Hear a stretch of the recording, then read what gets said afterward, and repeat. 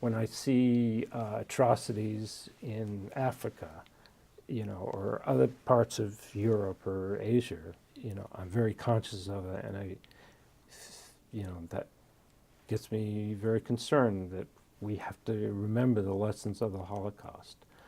I joined the Holocaust Committee, and I served on that committee for a number of years, commemorating annually. We had a program where we had speakers and children's choir and things like that. My parents and family escaped the Holocaust. My great-grandfather died in a concentration camp. Many of the towns that were wiped out during the Holocaust. Skala, there was a population of 6,000, 3,000 of them were Jews prior to World War II. 100 of them survived. Typical, very typical, very, very hurtful.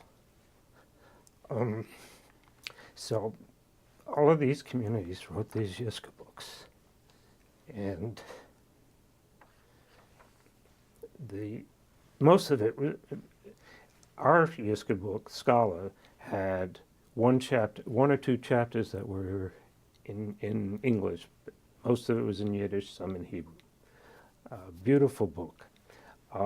So when I got involved in genealogy, I also got involved in learning about the town, and that's when I learned there was a Skala Yizkor book. My great-grandfather's in there, a picture of him, a little bit about him.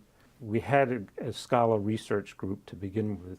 There was a Skala Benevolent Society that was created in the 1890s to help the people both immigrate and then to help them between the wars to survive, because it was rough conditions between the wars. So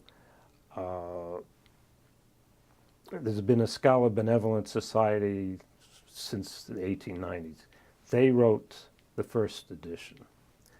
I worked with the head of the Skala Benevolent Society. He's been the head since 1960. There's not that many members of the Skala Benevolent Society, but we now have, when I joined it, the Skala Research Group may have had 30. Now we have 100 members. In the Yizkor book, it tells you about the life that existed before the Holocaust. It talks about the history of Jews in that town from the beginning, but then it talks about what life was like for many of the people in the 1920s.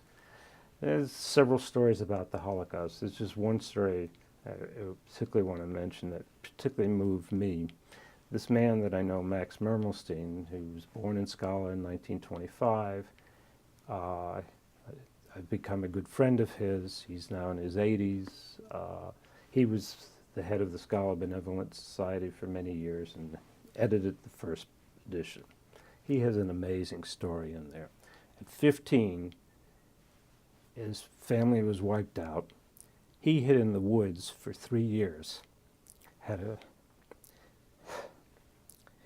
dig himself a hole, because when the Germans came around with the dogs, he hid himself in a hole and buried himself with sticks so he couldn't be found. He had to be very quiet for 3 days. So it's quite a story.